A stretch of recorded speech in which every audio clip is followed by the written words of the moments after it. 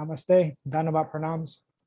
By the instruction and grace of our spiritual master, Om Vishnupad Paramahamsa Shripad Bhakti Madhava Puri Maharaj, we are here reading Srimad Bhagavatam. Om Namo Bhagavate Vasudevaya. Canto 2, the Cosmic Manifestation, Chapter 3, Text 19. Svavidvarostra karahi samshtuta purusha pasu nayat karna patopeto jatu nama gadhar graja. Men who are like dogs, hogs, camels, and asses praise those men who never listen to the transcendental pastimes of Lord Sri Krishna, the deliverer from evils. Purport. The general mass of people, unless they are trained systematically for a higher standard of life and spiritual values, are no better than animals. In this verse, they have particularly been put on the level of dogs, hogs, camels, and asses. Modern university education practically prepares one to acquire a doggish mentality with which to accept the service of a greater master. And finishing so-called education, the so-called educated persons move like dogs from door to door with applications for some service, and mostly they are driven away, informed of no vacancy. As dogs are negligible animals and serve the master faithfully for bits of bread, a man serves a master faithfully without sufficient rewards. Persons who have no discrimination in the matter of foodstuff and who eat all sorts of rubbish are compared to hogs. Hogs are very much attached to eating stools.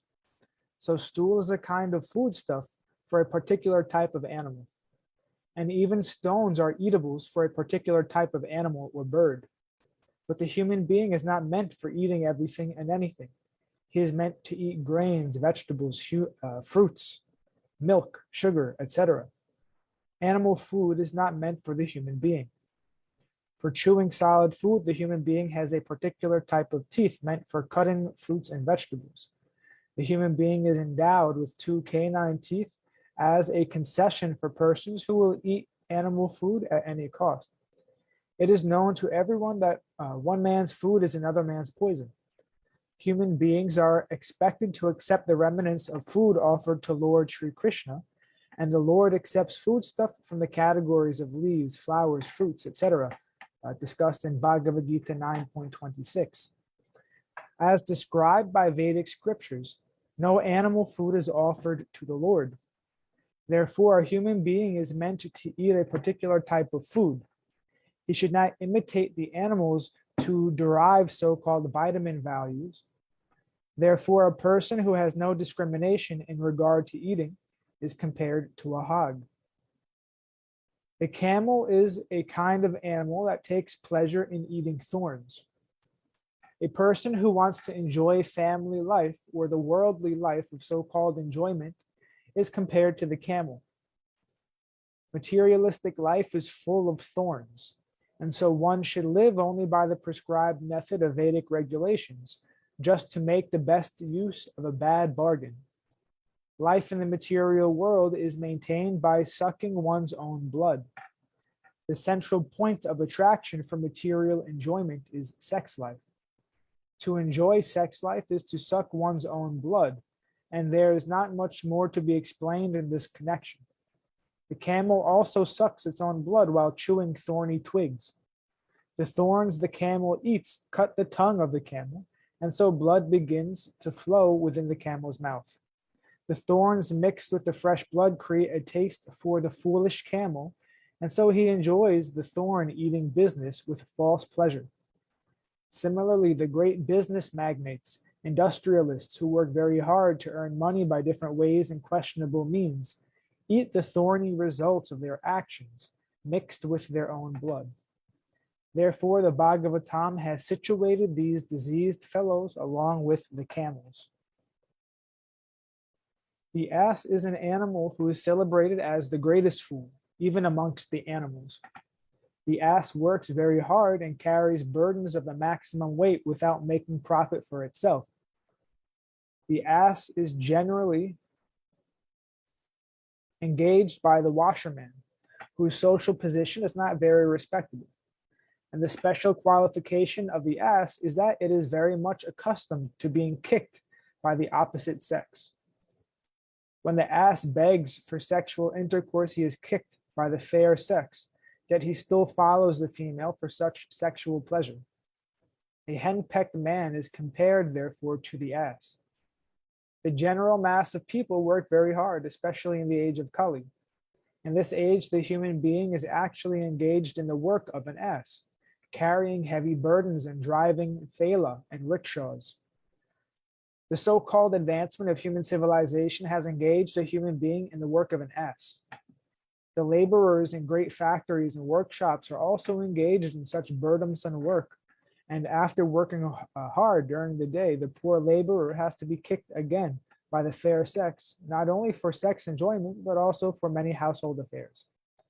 So Srimad Bhagavatam's categorization of the common man without any spiritual enlightenment into the society of dogs, hogs, camels, and asses is not at all an exaggeration.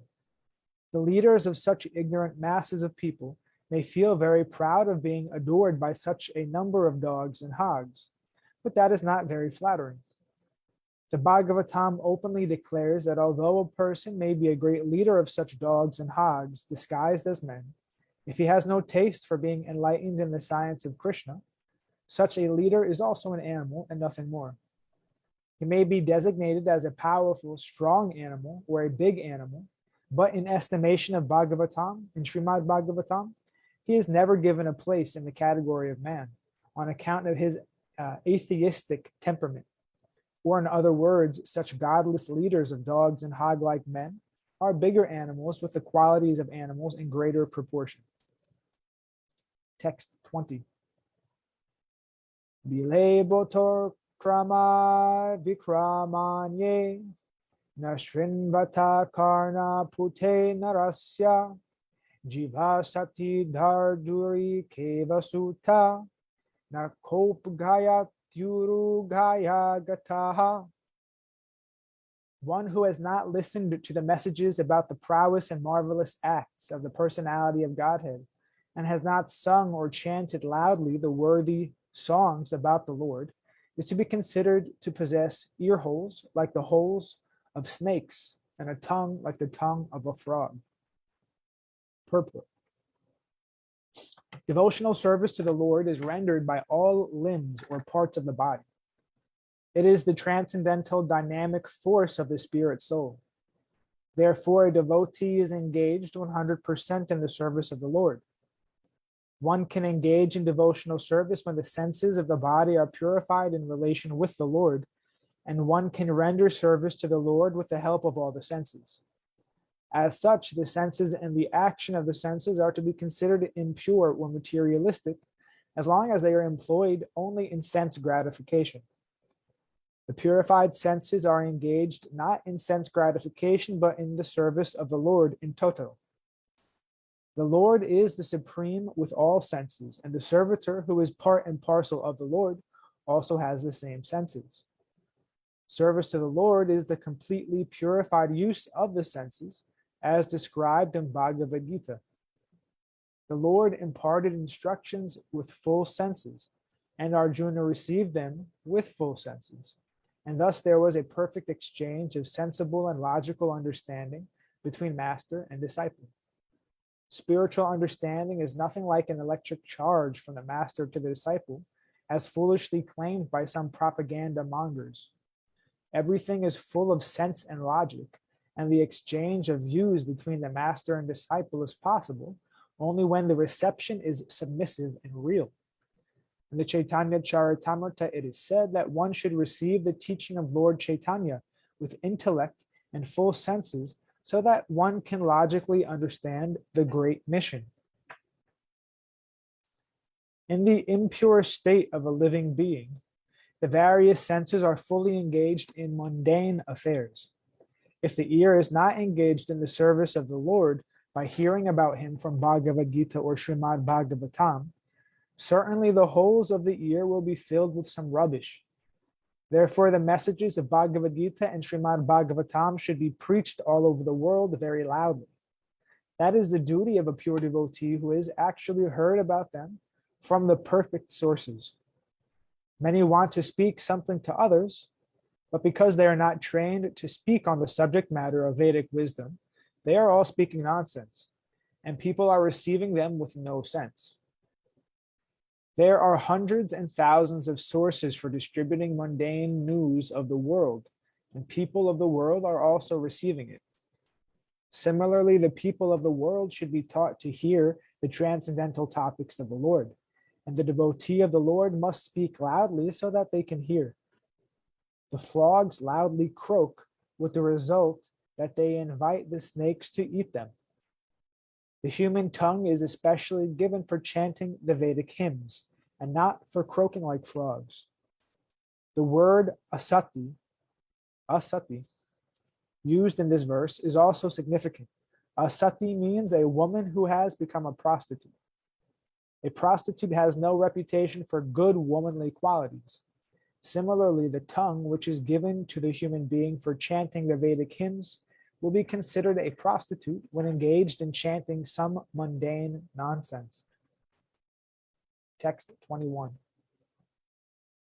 Varha param pata kirita justam apyutamandam nana men mukundam savo karo no kurute saparyam hadher lasat kanchana kankanova. The upper portion of the body, though crowned with a silk turban, is only a heavy burden, if not bowed down before the personality of Godhead, who can award mukti, freedom. And the hands, though decorated with glittering bangles, are like those of a dead man, if not engaged in the service of the personality of Godhead, Hari.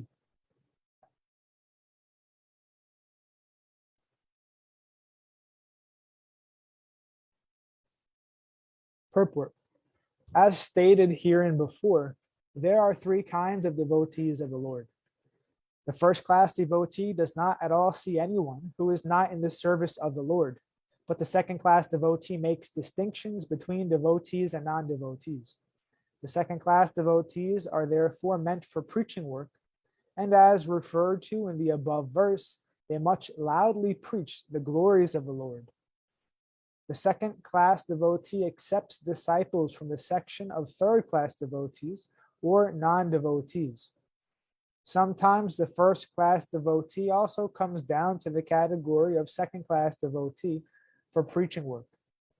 But the common man who is expected to become at least a third class devotee is advised herein to visit the temple of the Lord and bow down before the deity, even though he may be a very rich man or even a king with a silk turban or crown. The Lord is the Lord of everyone, including the great kings and emperors, and men who are rich in the estimation of mundane people, must therefore make it a point to visit the temple of Lord Sri Krishna and regularly bow down before the deity. The Lord in the temple in the worshipable form is never to be considered to be made of stone or wood. For the Lord in his Archa incarnation as the deity in the temple shows immense favor to the fallen souls by his auspicious presence. By the hearing process, as mentioned herein before, this realization of the presence of the Lord in the temple is made possible. As such, the first process in the routine work of devotional service, hearing, is the essential point. Hearing by all classes of devotees from the authentic sources like Bhagavad Gita and Srimad Bhagavatam is essential. The common man who is puffed up with his material position and does not bow down before the deity of the Lord in the temple, or who defies temple worship without any knowledge of the science, must know that his so-called turban or crown will only succeed in further drowning him in the water of the ocean of material existence. A drowning man with a heavy weight on his head is sure to go down more swiftly than those who have no heavy weight. A foolish, puffed up man defies the science of God and says that God has no meaning for him. But when he is in the grips of God's law and is caught by some disease like cerebral thrombosis, that godless man sinks into the ocean of nescience by the weight of his material acquisition. Advancement of material science without God consciousness, is a heavy load on the head of human society, and one must take heed of this great warning. The common man, if he has no time to worship the Lord, may at least engage his hands for a few seconds in washing or sweeping the Lord's temple. Maharaj Prataparudra, a greatly powerful king of Orisha, was always very busy with heavy state responsibilities, yet he made it a point to sweep the temple of Lord Jagannath at Puri once a year during the festival of the Lord. The idea is that however important a man one may be, he must accept the supremacy of the Supreme Lord. This God consciousness will help a man even in his material prosperity. Maharaj Prataparudra's subordination before Lord Jagannath made him a powerful king, so much so that even the great Patan in his time could not enter into Orisha on account of the powerful Maharaj Prataparudra. And at last, Maharaj Prataparudra was graced by the Lord Sri Chaitanya on the very grounds of his acceptance of subordination to the Lord of the universe. So even though a rich man's wife has glittering bangles made of gold on her hands, she must engage herself in rendering service to the Lord. Thus ends our reading for today. We will continue from text 22 on Wednesday, hopefully. All glories to Om Vishnu Pad Paramahamsa Sripad Bhakti Madhava Puri Maharaj Ki Jai. Jai Srila Prabhupada, Srila Guru Maharaj, Srila Gurudev, Srila Acharya Dev, Srila Shanta Maharaj Ki Jai. Our glories to our Rupa Nuga Guru Varga Ki Jai. Jai Navadvip Dham Ki Jai, Mayapur Dham Ki Jai, Nrshingapali Dham Ki Jai. Jai Jagannath Puri Dham Ki Jai, Jagannath Baladev Subhadra Ju Ki Jai. Vrindavan Dham Ki Jai, Giri Govardhan Gupta Govardhan Dham Ki Jai, Sham Kund Radha Kund Ki Jai. Tulsi Devi, Bhakti Devi, Vrinda Devi Ki Jai. Nitai Gaura Pramanandi, Hari Hari Hari Bol. Hare Krishna. Dhanyavad Pranams.